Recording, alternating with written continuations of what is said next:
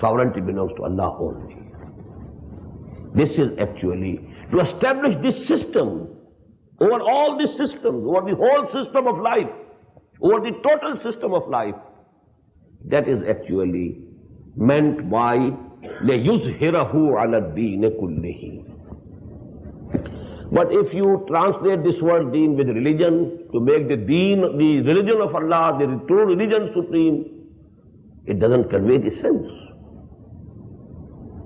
The concept of Islam as mazhab is prevalent among the Muslim Ummah.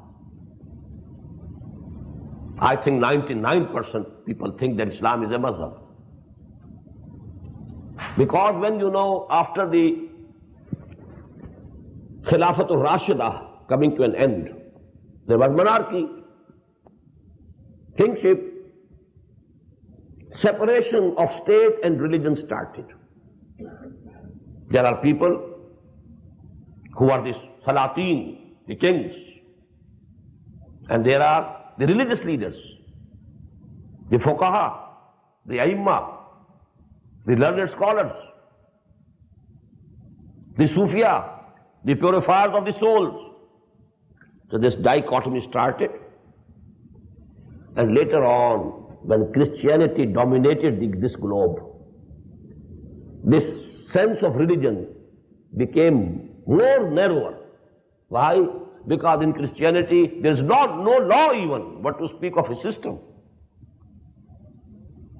Although Jesus said, alayhi salatu wassalam, law of Moses will remain applicable to you. Don't think I have come to destroy law. Law of Moses will stand.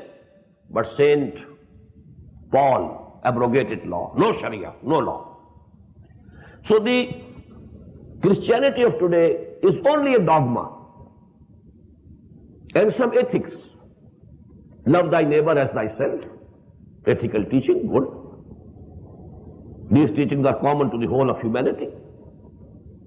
But no law. What to speak of a system?